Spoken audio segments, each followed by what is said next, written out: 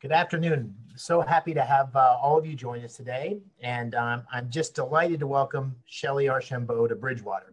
Shellye is a leader and a pioneer with more than 30 years of experience in technology and in business. And she's one of the first female African-American CEOs in the Silicon Valley. And I know you're going to really enjoy today's time with her. She's had a career which in many ways embodies Bridgewater's values. She's shown resilience through her rise to the top, never forgotten the importance of mentoring and helping those around her to climb the ladder.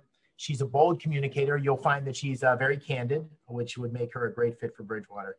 She was CEO of the company Nordstrom, which was a software company in the Silicon Valley. And under her leadership, it grew to a global market leader with, I guess, over 1,200 employees. And there's a Harvard Business School case study on it. Among other things, she's an author of a book titled Marketing That Works, How Entrepreneurial Marketing Can Add Sustainable Profits to Any Sized Company. But even more exciting, this coming Tuesday, right, Shellye, you have your next book, which has a fabulous title, Unapologetically Ambitious. So Shellye, thanks so much for being with us today.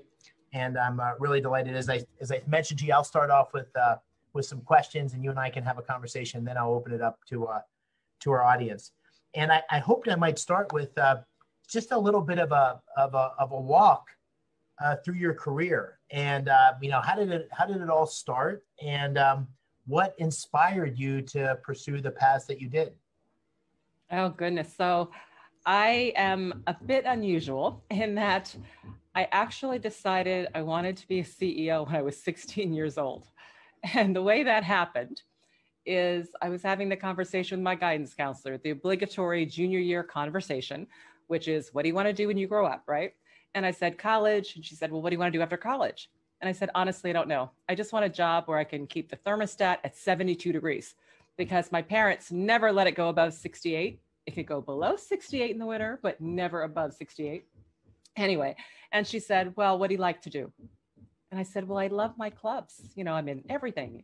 National Honor Society and American Field Service and French Club. I'm a Girl Scout, and, but I really like leading them.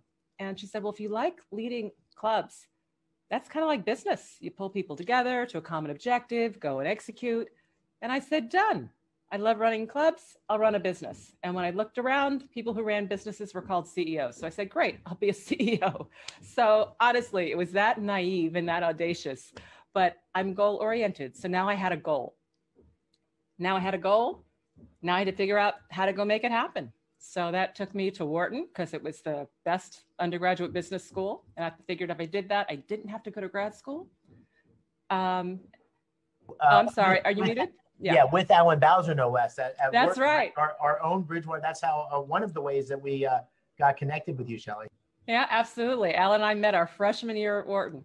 And it was great. It did what I wanted it to do. And I wanted to get into tech because tech was a growing industry. And IBM was the Apple, Google, Facebook right of its day. So I said, great, I'm going to join IBM and become CEO of IBM. So that's what I did. I joined IBM in sales, actually, which my friends thought was crazy because I'm coming out of Wharton. I'm going to sell computers. What the heck? But every single CEO at IBM, I'd done my homework. They started out in sales. So I figured that was the path to power, right? Find the current path to power. So I joined in sales and rose through the ranks, 14 years. It got to the point where there wasn't anyone higher than me in the company. I was over in Japan running a multi-billion-dollar division. My boss worked for Lou Gerstner, the CEO. But it wasn't clear that I was actually going to be CEO. So I said, all right, IBM is really what I wanted, but CEO is what I want the most. So I decided to work my way to Silicon Valley, long story short here. And ultimately, after being the chief marketing officer and EVP of sales at two newly public companies, I got hired to be the CEO of a very broken company called Zaplet, which I turned into MetricStream and indeed became a leader in its space over the course of about almost 15 years. And now I'm in my call it phase 2. I serve on public boards like Verizon, Nordstrom, Okta, and Roper Technologies. I advise companies large and small, write a little bit, coach, and Anyway, and try to drive passion projects. So that's a quick walk. It's an incredible career. And, I had a chance to take a quick look at your conversation with Black Enterprise on women in tech. And one of the things you talked about there was increasing your odds as a Black woman in the technology sector, and breaking through lots of barriers. And I wondered if tell us a little bit about that. What was that like? And if you sort of look through your journey and look at present day, how much have things changed, and maybe how much have they stayed the same? Yeah, great question. So it was very clear to me early on, David, that the odds weren't in my favor, right? When I looked up and said, I want to be CEO, I didn't see a soul that looked like me. So I figured if I did what everybody else does, it wasn't going to happen. So how do I improve my odds? And that's how I've approached everything. So I have a goal. I do the research. What does it take to get the goal?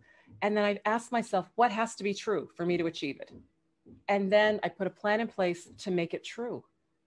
And so it's goal, plan, execute. And a lot of people set goals and some people put plans in place, but very few people make decisions every day consistent with that plan. So by being intentional, that's how I really work to increase my odds. And, that's everything from, starting out in IBM. I'm like, great, brand new, shiny. I want to be CEO of IBM. And I look around and I'm like, oh my God, there's 120,000 people here. They probably all want to be CEO. How am I going to stand out, right? How am I going to break through?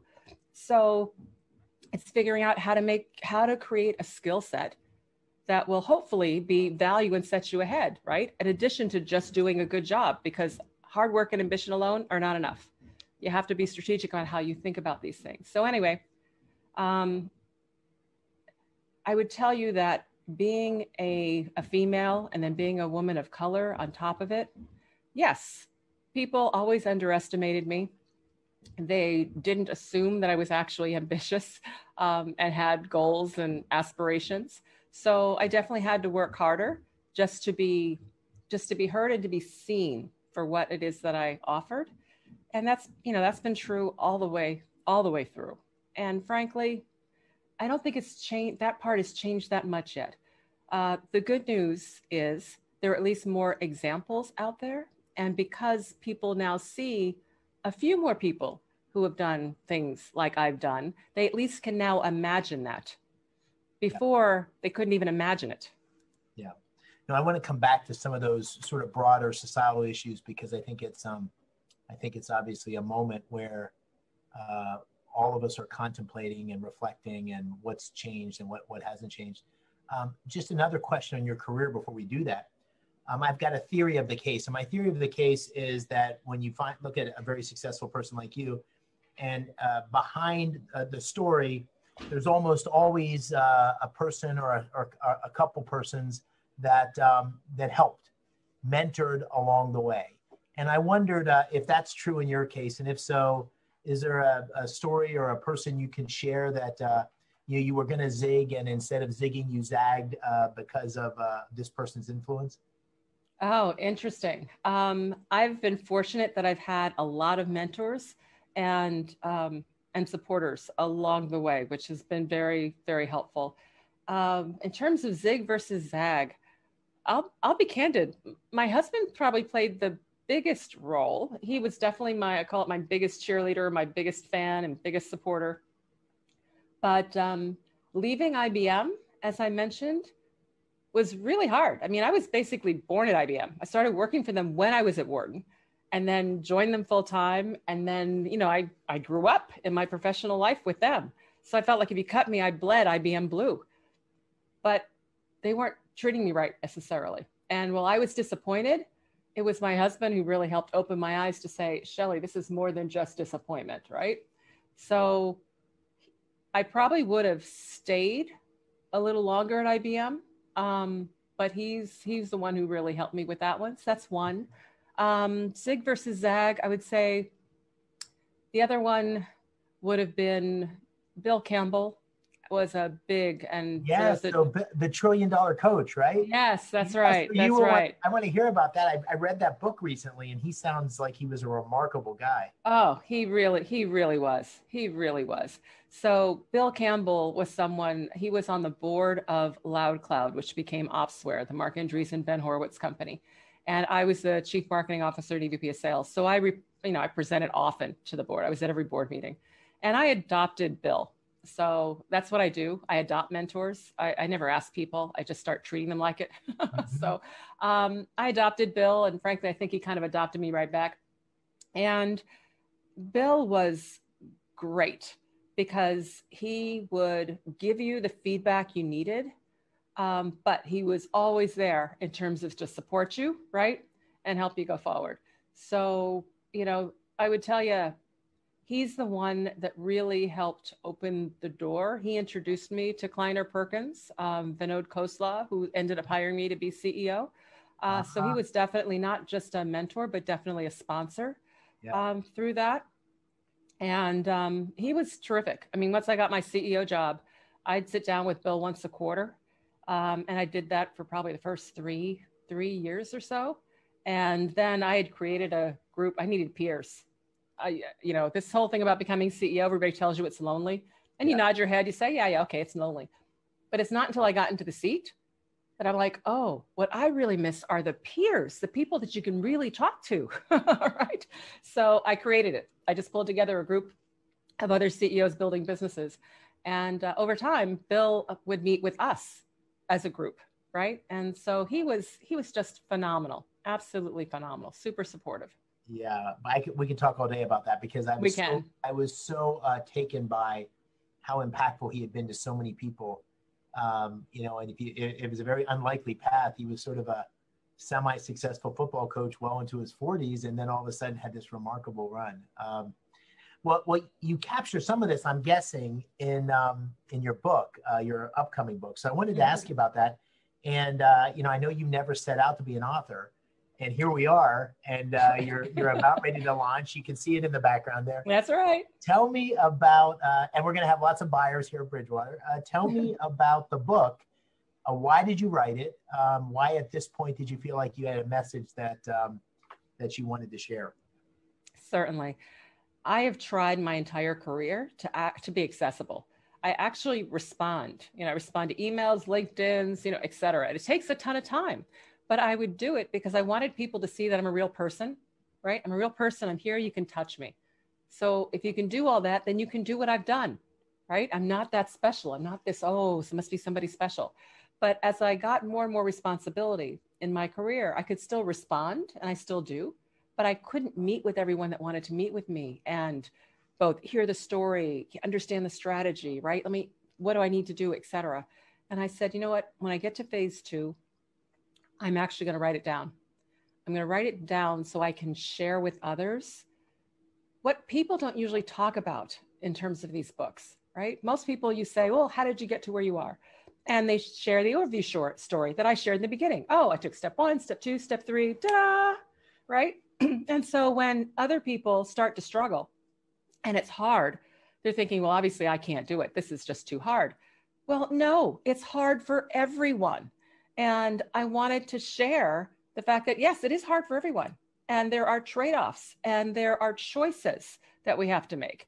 And if you're intentional, you can work your way through it and improve it. And I wanted to share the strategies and approaches, even some hacks for how to really turn the odds into your favor.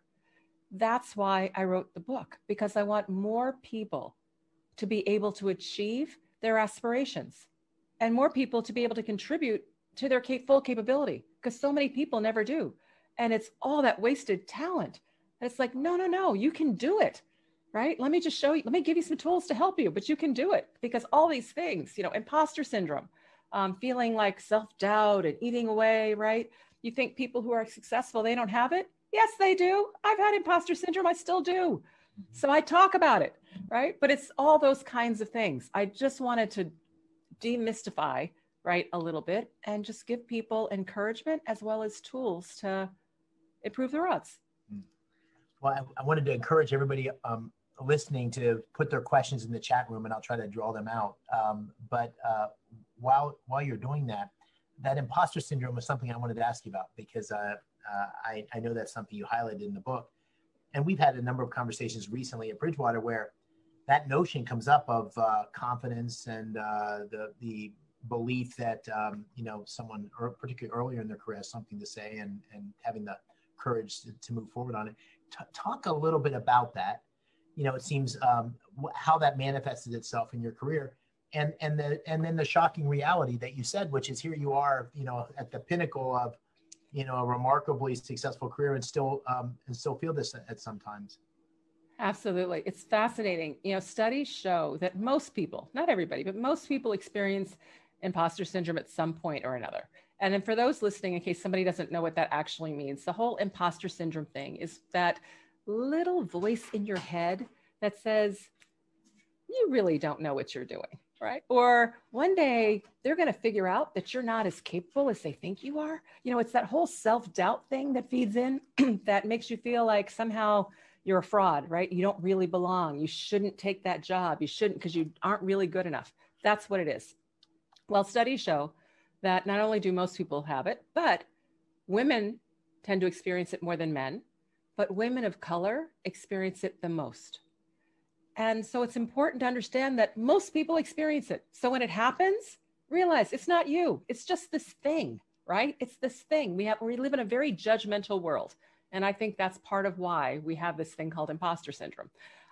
So if that doesn't work, right, then when people open the door and invite you in, a new job, join the group, right, participate at the table, they're doing it because they believe that you have good things to contribute.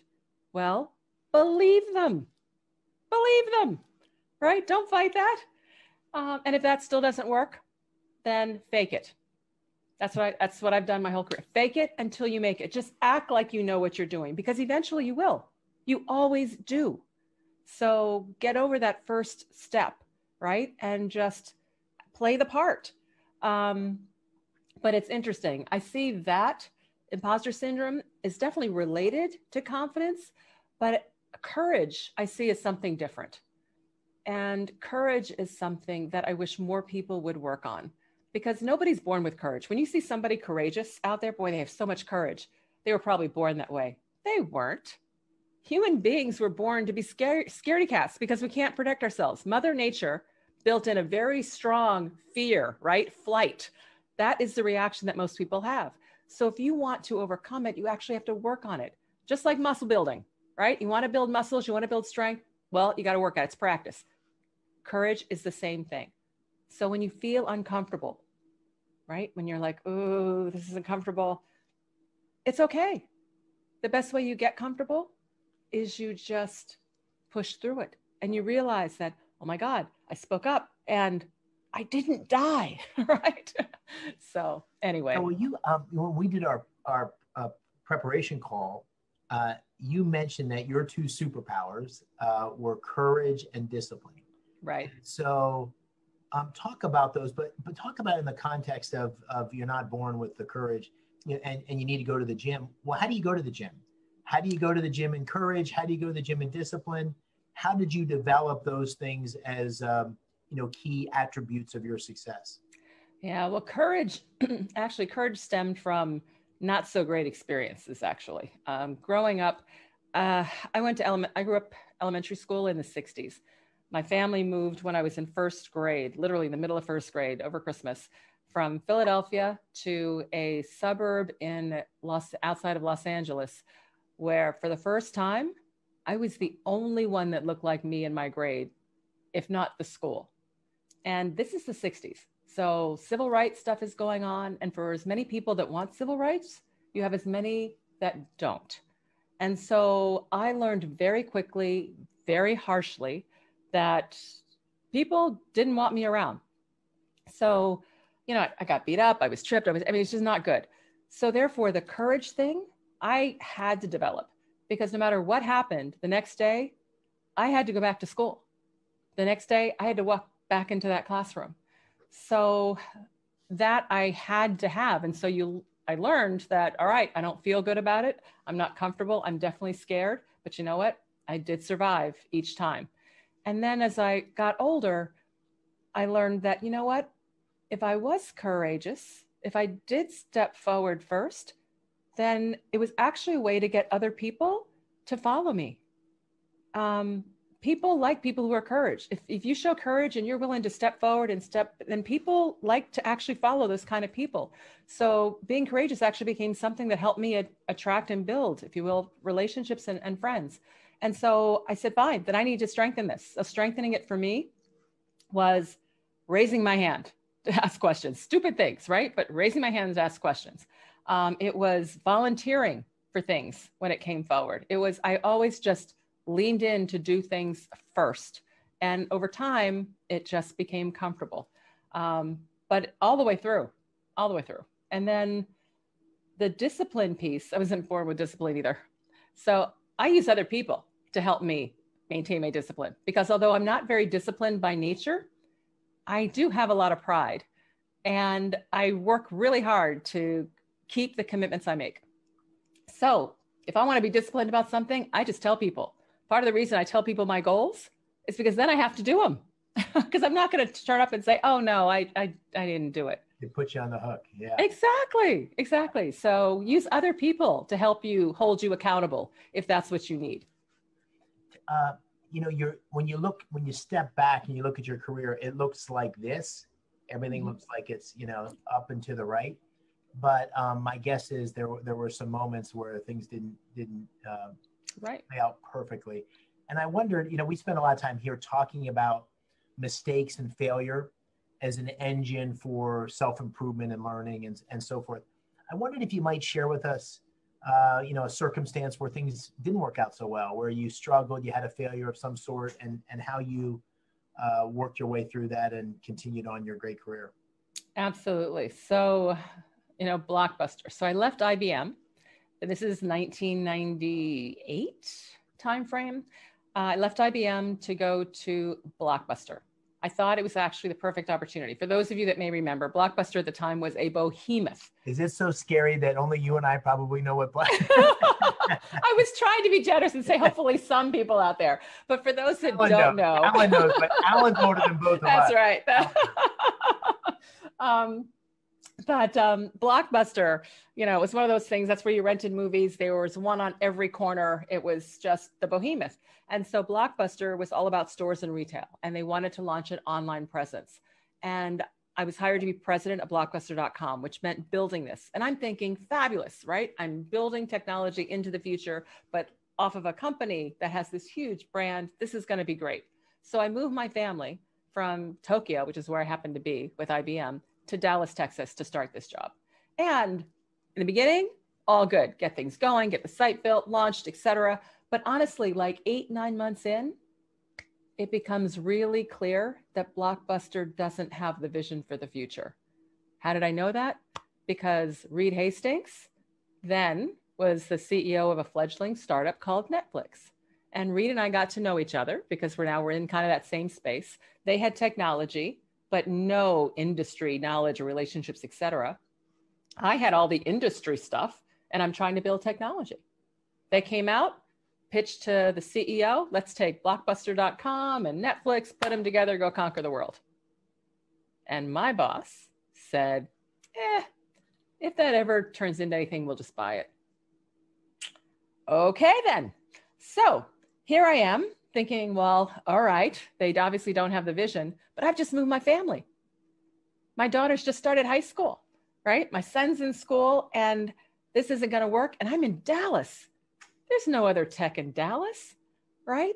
So this was kind of, so I need to find the right kind of opportunity to head towards my CEO job. And I figure I have to go to Silicon Valley. So huge issue, because I'm not going to rip my family up after 8 months and move someplace else. So it was short-sighted on my part. Maybe not so much, I don't know how much more I could have figured out with Blockbuster, but I should have thought about location in terms of just longer term of what's possible. So anyway, long story short, I paid the price. I commuted to Silicon Valley for 3 years. Wow. Until my daughter finished high school. Wow. Yeah, that's tough. Mm-hmm. That's a tough lesson learned. Absolutely. Yeah, sort of along these lines, one of the Hillary Tanner is one of our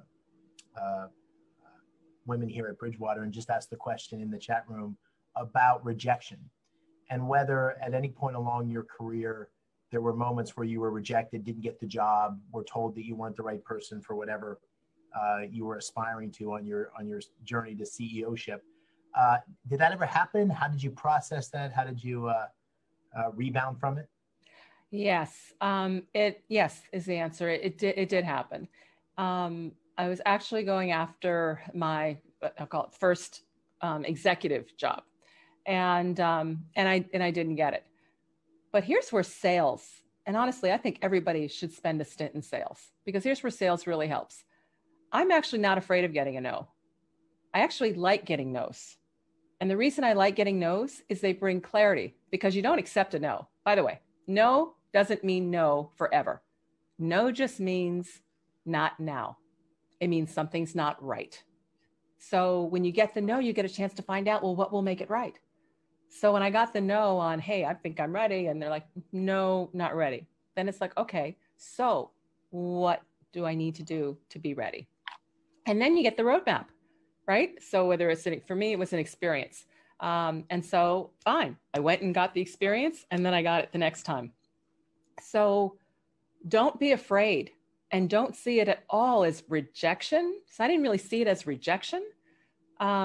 See it as a chance to learn what you actually need to do. And you get clarity. Much better to get the no than just wait and wait and wait, right? And it doesn't happen, and you don't know why it's not happening. If it's okay with you, I wanted to shift gears a little bit and talk Sure. about a much broader set of issues, which is some of the tumult happening in the country. And obviously it's been 2020 is a year that's posed lots of challenges. We're dealing with the pandemic. We're dealing with the economic downturn as a consequence of the income shock. And we're seeing all sorts of fractures in our society. You see that in the divisiveness and the rioting in the left and the right. And you also see it in terms of racial matters, really ignited by George Floyd's death, but all sorts of other compounding things that have led to that. And I wanted you to just maybe reflect on that for a minute. You made the point earlier, the 60s to now, sort of the point where we're at as a country. And the reason I want to ask you about that is the next question I'm going to ask you is how to think about that as a CEO. Because I know that you've spent a lot of time thinking about the role of CEOs in terms of being leaders on broader social issues. And I thought you might share with our audience your reflections on both. Certainly. So right now, it's interesting. I am cautiously optimistic is how I describe how I'm feeling about right now, especially as it relates to the racial societal issues that are happening. Because frankly, even back in the 60s, when there was so much discussion around civil rights, businesses stayed on the sidelines for the most part, really leaving it to kind of government, right, and policy and things like that. But now what I'm seeing is businesses are actually getting engaged. So I see that as a real positive. The other thing that is positive is we're actually talking about race. Race was one of those topics that it was so taboo, it wasn't even listed as one of the taboo topics, right? You don't talk about religion, don't talk about politics, don't talk about sex. We had a list, but race wasn't even on there. So that's how taboo it was. But now for the first time, we're actually talking about it. Now, is it comfortable? No, right? But that's not a surprise. But at least we're starting to talk about it. So people are at least hearing about experiences that they had no idea were actually going on. And I'm hoping that overall awareness will at least build a level of not just empathy, but then also action. And frankly, I think that's one of the reasons why businesses are actually getting engaged this time, is because they're realizing, hey, wait a minute. Yes, we care about our employees. And we've always focused on our employees as it relates to the business, right? And business time. But if our employees are not feeling safe, or if our employees are not able to, live effectively or not able to, then we need to participate, right? And trying to figure out how to help that too. And I actually think that's a very good sign, because businesses have more power than they realize, especially on a local level where you operate, right? Have so much power.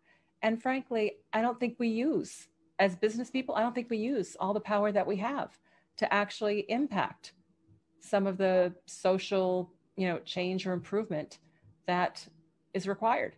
But I am seeing that power starting to be used.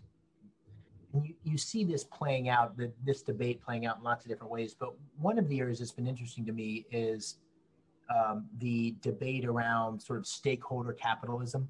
And I'm sure you saw the statement that the Business Roundtable put out, I don't know, six or 12 months ago or something. And then there's been some recent executives in Silicon Valley that have sort of made the case, the alternative case of shareholder profit-driven leadership versus broader stakeholder leadership. What are your thoughts on that debate? How did you think about that as a CEO? How do you think about it now as a member of some very significant boards across the country? Yeah, I am very supportive of the philosophy and the stake in the ground that the Business Roundtable made. I do believe that companies and corporations indeed have a responsibility, yes, to shareholders, but also to employees, to customers, and to their community. Because if you think about it, what shareholders want are sustainable returns, right? And if you really want to have sustainable terms, or returns, then you have to make sure that not only what you're doing, but where you're operating, how you're operating, all those things are able to continue. And if you're really just focused on just what shareholders get and not the community in which you operate and not the customer set that you have, et cetera, none of that, well, over time, your shareholder returns are going to be challenged if all of the rest of that actually declines. So I think it is the same answer, frankly. I think it's just the timeline that you look at. Over time, all of that needs to work. And, we have lots of examples of that absolutely being the case. So yeah, I believe it's the full responsibility. And you see that is that way of thinking becoming very much central to the boardrooms and the CEO suites you're in? Is that more the norm than the outlier, or are we still in some transition? Now, on the boardrooms that I serve on, the companies that I advise, it is absolutely now it is the norm. And I chair two nominating governance committees, right? And it's within the governance committees that typically all of that falls in terms of what are we doing with regards to ESG, right? All of that falls into kind of the community on that. And yes, it is front and center and part of the strategy. So no, it's not off to the side. It's absolutely down the middle. And I'm very encouraged by it. I think everyone wins in the long term. Great. I'm looking at the audience questions here, and there's some questions that go back to your career a bit and your CEO-ship. So if you don't mind, I'll go back to that. And then I've got some questions about technology and how that's changing the world. But Emily had a set of questions around your point about increasing your odds as a woman of color in the executive space and tech space. But just extrapolate that on that a bit, if you would, about what specific things can women do in particular to increase the odds, and how do you think Bridgewater and other companies can help women do that? What can the individual do, but then what can the company where they are part of, what can that company do? Sure. So individually, what women can do is, back to my point about being intentional, let people know what you want. Let people know what you're aspiring to so they can actually help you. Studies show, and a matter of fact, I was looking, this is tech, so I'm not sure if it translates to finance, but given that both tend to be male dominated, I bet you it does. But a recent study that I saw for tech, it asked, women in tech, what was keeping them from getting to, senior executive levels. And it asked men, what's keeping women from getting to senior executive levels? And only one item on both were the same. And that role models was listed by both. But for women, it was getting a chance to get the opportunity, being supported. It was getting getting the right development, help and support, et cetera. What men listed in terms of reasons why is that women weren't ambitious, that they actually didn't have the technical chops, right, in terms of to do it. It was very different. The reason I share that is it's important for women to make sure that they let the people around them know what it is they want to do. And then they ask the question, if I want to be, make it up, I want to be partner, right, in the firm, I want to be vice president of so-and-so, then ask the question, what do I need to demonstrate, right? What do you need? So have the conversation so it becomes actually an understanding, right? It's okay to ask, and then it's okay to get feedback, and then use that feedback to go forward. So that's one thing that can do in terms of just being intentional, right, about it, in terms of asking for what you want. The other is get mentors and get help. I didn't achieve everything I achieved all by myself. I've had help all along the way. And it's not just help on how you should think about your career. That's not how people mostly think about mentors. No. In order to get to the next step, you've got to ace your current step. And it's rare that you get a job that somebody else has not had. So go talk to them. Start your job on first base because you've learned from somebody else versus starting, on home plate. So those are some simple things you can do in terms of to increase your odds. There's a lot more stuff in the book. But with regards to what companies can do, so realize that sometimes it is harder for women because of imposter syndrome, because of confidence, what have you, to indeed express what it is they want. Ask them, have the conversations. What do you want to do in your career, right? Also, sponsorship is so important. One of the things that I always recommend to companies that I get engaged with is starting at the top. We expect all of our leaders to be developers of future leaders. So as part of that, ask them to sponsor two people that don't look like them. Find two people in the company and then work to help develop them. And their ability to do that shows you whether or not they have the ability to actually develop leaders in the future. So it's a win-win. So those are just a couple of examples, David. Great, thank you. Matt and Juice, two men, have a question about allies, and sort of a version of the same question, which is, we've talked a little bit about what companies can do and what women can do. What can the allies of women or the allies of people of color do to help lift others up in the workplace, outside the workplace, and to ensure and advance equality? Sure. So, one is, I'll call it in meetings. And, every company has their own culture in terms of how meetings operate. But one of the things I hear often from women is they feel they aren't heard in meetings. So one of the things to do is help amplify the voices.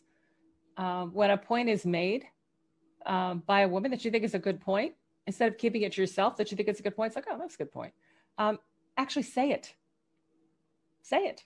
Or build on it, with credit, in terms of, Susan, thanks for saying that. It sparks the idea of such and such and such and such, right? Or that's a good perspective. I actually have a different view, but do something that acknowledges them, right? And their overall participation. So amplify voices helps. Open doors. If you see someone that actually is not actively participating, whether it's a meeting, event, or whatever, and you feel that they definitely should have the capability, just give them the benefit of the doubt, right? Give them space, invite them in. All of those things in terms of can be helpful. The other is just ask them, hey, anything I can do to be helpful? It's not really a lot of magic. It's really, people just want to know they have support. We're, I think, 42 minutes into this interview, and I shockingly have not mentioned the word culture. And, and that's surprising because at Bridgewater, we talk about culture all the time. We have a very strong and distinctive culture. We think it's a really important part of our community. But the question from Dana is really directed to you, which is, what kind of culture did you aspire to? What kind of culture did you try to build in the company's metrics stream in particular, but all the companies that you led? And did you try to take sort of the same cultural norms from place to place, or how did you think about culture in the different stages of your career? Interesting. So every company tends to have their own culture. And so it's learning how to be successful within that culture. So the first time I really had the opportunity to really build my own culture, meaning not participate in someone else's and maybe try to shift or round the edges, but really create my was at MetricStream. And coming from the learnings of all the other experiences, I was very intentional. I'm sure that surprises you, but I was very intentional about what kind of culture I wanted to create at MetricStream. And it really fell along four areas. And these were the four that we used. So one, which you expect, which was customer focus. Now, a lot of people say, oh yeah, customer focus. No. That meant that we start from the customer. All right, we start from the market. What does the market need? What does it require, right? We want to fall in love with the market. Because when you're in love with the market, then you want to take care of it. You want to make sure it has everything that it needs, right? You want so that was what that meant when I said customer focus. Second was teamwork. And teamwork doesn't mean we're all nice to each other. What teamwork means is that we can count on each other. You make commitments and you keep commitments. When something's going down, right, people come in. It's volunteer and proactive. So the teamwork was much more about how we work together, proactive, keep commitments, we can count on each other. And then it was, hang on a minute, customer focus, teamwork, innovation. So the innovation piece, I mean, we're in technology, so of course you expect innovation. But no, when I talk about innovation, I meant everyone. I don't care if you're in finance, HR, whatever. We can always be innovative about how we are accomplishing our overall objectives. So I expected everyone to bring innovation and interesting approaches and different ways of doing things. And then the fourth and final was never say die. I couldn't come up with a simple word, so it's literally a phrase, never say die. And never say die was just that we are going to figure out how to make it happen, whatever it happens to be, over, under, around, it's the resilience piece. And we're not giving up. We are going to figure out how to get it done. So it was really those four things. And frankly, our performance reviews, people do performance reviews and metrics, and it was on those four categories. So the performance review had, okay, customer focus. How are you doing? Teamwork. So it was used for everything on how we evaluated, which is how we continued to hopefully drive that message home. But those were the four elements of our culture. And how tough a time did you have in finding the right people to fulfill that culture? Did you develop them along the way? Did you have to move some people out and bring in new talent? Like how yes. How did you do that? How did you balance those? Sure. So the answer is yes and yes, right? Yes, you tried to find people that you thought fit the culture. Did they always? No. Did you have to move them out? Yes. Did you develop it? The answer is yes. So it was really all of it. What I found was certain things over time though, customer focus and falling in love, you could develop and you could encourage and you could coach, and absolutely. This thing about teamwork and accountability, right? And being a good partner, you could also develop that one. The innovation, not always. And then the never say die resilience, I found it was there or it wasn't there. That was a much harder one in terms of actually, so it's interesting over time, therefore, as I would interview and bring people on board, what I always focused on was the resilience piece and the innovation piece. Uh-huh. Because we found the other two, we could actually develop, but those two, How did you test for the resilience piece? We had that same toughness or ability to sort of deal with challenges and so forth. How did you try to figure that out and test for it? Believe it or not, it's talking a whole lot about how people grew up. Yeah. I found the best way to find that was in getting the stories about how people grew up. and what they experienced, right? And what happened. That's where I would spend the time. And totally ask in terms of work as well. You know, what have you had? But so many times people, I mean, you're coming prepared for an interview. So those questions, when it comes to professional, you've got canned. Most people do that are, especially once you're senior, right? Once you're senior, you've got those. So it's in telling the stories though, when you're young, and I'd spend a lot more time there than most people do. So therefore those aren't canned typically. Yeah. So that's how I would try to figure it out. Now, was I perfect? No, still mishired. I mean, geez. Yeah. I wish I could say that, yes, I was 100% on hiring at any point. And the answer is not. Liz has a question about your intentionality, but expanding it a bit more beyond career. And how did you manage being a mother, being your marriage, all your self-health, your well-being? How have you managed that throughout your life, and what tips do you have for all of us in terms of thinking about that? Yes. So I was intentional in that too. And also I talk about that in the book as well. This is not just a business. This is kind of all of it, because I'm one person, so I don't know how to separate it. I actually talked to the person who became my husband, but I talked to my husband about my ambitions, about, choices and flexibility, right? And all those things before we even got engaged. So we created. I mean, you were interviewing him for totally. Listen, you laugh. I literally had, and I do write about this in the book too, but I literally had on graph paper, because I was like 19 when I created it. I had a list of what I needed in a life partner, because I wanted a long-term marriage. My parents had a long-term, my family, people have long-term marriages, and I wanted a long-term marriage. So that was my objective, a long-term marriage. So I was looking for a life partner. And I literally made a list of what I thought I needed in a lifetime partner, and written down on graph paper. And then when my husband and I got engaged, I gave him my list. But yeah, so as a result, everything that was on there, we talked about. I'm just a big believer. It's just like at work. I mean, we set expectations at work all the time, right? Or if you're good, you do. I think it's important to have the conversation and understand the expectations kind of going in. So as a result, it was easier for me than it is for some women, because it wasn't that we had to suddenly make decisions every step of the way about who was doing what and how do we do it. And, we came into it saying, all right, we're a team. I want to be a CEO. You're working. I mean, so therefore we're going to need to figure out how we do this. I'm not saying it was all easy. It wasn't, but it was easier, because we had talked about it and settled on some things. I did not do laundry for 35 years.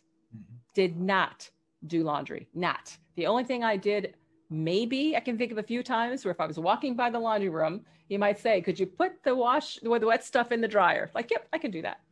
That was not my job. We divided and conquered. I didn't load dishwashers. I could come up with all the things that I didn't do. And there were things that he didn't do. But I found that we had to divide it, because if we didn't divide it, and one of us kept the responsibility, then we're still keeping it all in our head. Yeah. And it's taking bandwidth that I want to use to focus on other things. So anyway, just as an example, by the way, if you delegate and divide like that, that means I also didn't ask, or if I saw a bunch of laundry and it wasn't done, did I say, oh, are you going to do the laundry? No, the laundry didn't exist. If I didn't have something to wear, I bought something. Because as soon as you do that, as soon as you make a comment, you complain about how something's washed or folded or hung or what, it's your job again. Right. So you let go completely. What about the well-being part? Both, mental, spiritual, physical. Yeah. You've been in super intense jobs. We're going through a moment, but we all are, where, there's the different stresses and strains associated with COVID and working from home and uncertainty. What were your lessons there? Yeah, well, I'll be candid, and I did talk about this in the book too, but I in my late 20s, I burned out. I was already married. I had 2 kids.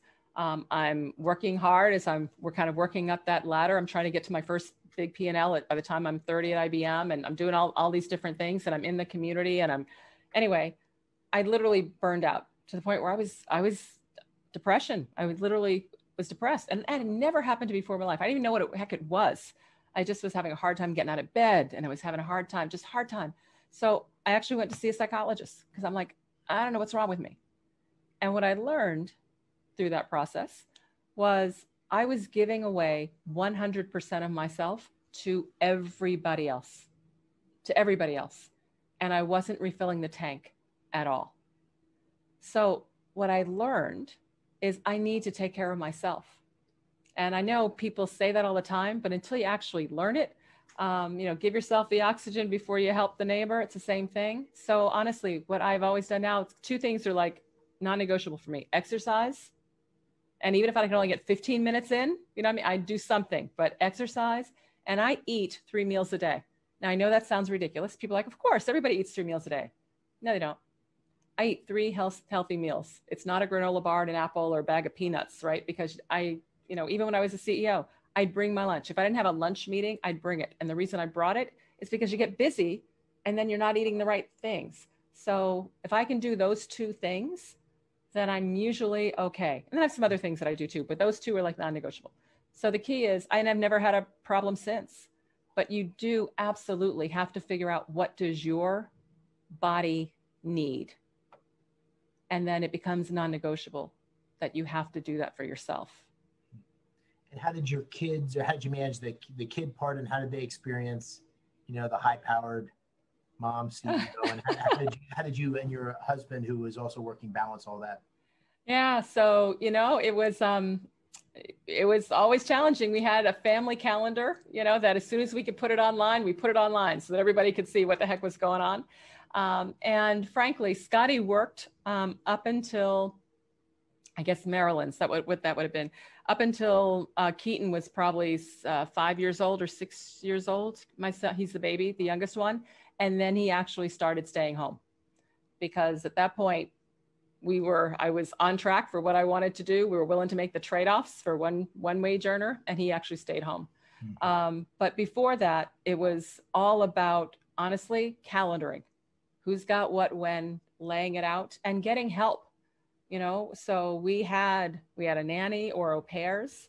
And let me just talk about that for a minute, because I know people here are different. Financial flexibility. You've got to put your finances and match them with your values and your goals. And a lot of people don't do that either. When Scotty and I got married, we put together our budget, and we wanted kids, and I wanted kids right away. So the first line item of the budget was childcare, because I wanted a nanny, because I'm working and he's working, and I have aspirations, and I want to be able to give it as much as I can. Well, could we afford a nanny? No. Normally, no. But it was line number 1. And then everything else fit into the rest. We lived in a teeny little place, and it was way out. We drove used cars, whereas all my friends were buying new cars because they just got their first job. I mean, we were spending our money here. And date nights for the first 3 years were pizza and a bottle of wine. And Blockbuster. Right? And Blockbuster. That's right. But I mean, it was, all I'm saying is, set your goals and then give yourself the financial map so that you can spend the dollars where you need to spend it to be able to support what it is that you're trying to do. Don't lock it all up in fixed expenses and then say, oh man, I don't have any money to do something, because you do have it. You're just choosing not to spend it that way. Got it. Anyway, sorry, I got on my pedestal. Running out of time here, but I sort of wanted to end the interview on a couple, sort of stepping back as, a senior leader in the technology sector, and just looking at how quickly the world's changing, in many ways accelerated by the pandemic. And if you look at technology adoption and these big seismic shifts that are coming underway as a result of these emergent technologies, artificial intelligence, quantum sensors, there's, it feels to me at least like we're at the beginning of a industrial revolution kind of seismic shift. How do you see it? How do you see that playing out? What does it mean for the economy, for the technology sector, from your perch? Yeah, I fully agree with you, especially when you go through what we're going through. I mean, anytime you have a crisis, it tends to accelerate trends that were already underway. And because we have crisis on top of crisis right now, I think it's just opening up a lot of disruption. And it's the good news, bad news. So what's the good news? The good news is we're going to see some amazing, in the next 3 to 5 years, I think we're going to see some really amazing technological leaps really beginning to change how we do things. Now, do I have a crystal ball and know exactly what all that is? I don't, but I'm really confident that we will see them. The bad news is we're going to end up disrupting and disenfranchising a lot of workers because it will change how work happens. And in changing how work happens, just like during the Industrial Revolution, you end up with a lot of people whose jobs go away. But that's not a permanent go away, because a whole lot of new jobs will be created. They just tend to be different skills and different requirements. So it's going to be a bit tough, I believe, in terms of overall as we do this. But I think right now, I mean, it's a fabulous time to be innovative. When people are going through this kind of crisis, they're willing to try new things. Even if they aren't early adapters. We have grandmothers now that are actually ordering things online that were not online before, right? Why? Because they have to. Well, guess what? Everybody right now is opening to do things differently and try new things. So it's a great opportunity for innovative products and approaches and new technology. So it's actually super exciting. And there's a lot of cool things being developed in the startup world.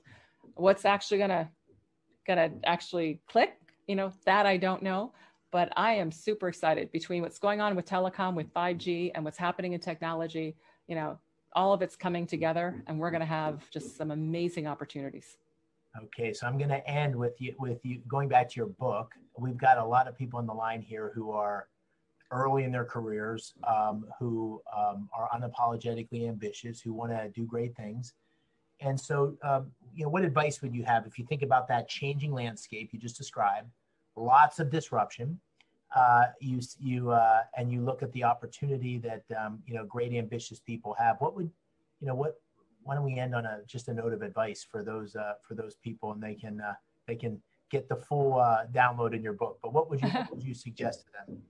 Absolutely. So first, take ownership for your career. Don't leave it up to your boss, the company. Take ownership for your career. And so what does that mean? That means making sure that you are actually continuing to develop skills, right? Capabilities, that you are growing and building your value. And with all these changing things happening, focus on what are the skills that are in demand, right? And build those, because that's what will continue to give you opportunity as you go forward. So own your career, invest in yourself, and then let people know what you want to do. Let people know what your aspirations are so that they can help you. Shellye, that's a perfect way to end what's been a great discussion. Really, on behalf of all of us at Bridgewater, I just can't thank you enough for spending time with us. It's you bring so many interesting perspectives and have succeeded in so many different ways that it's really a pleasure to have a chance to talk to you about it. So thank you. On behalf of all of us, we hope you can come for a visit once we get back to normal here. Indeed. Well, thank you very much, David. And I would love to take you up on that when we're allowed. Thanks. Have a great day. Good luck with the book launch. Thank you. And thanks, everyone. I appreciate your questions. Bye-bye. Bye-bye.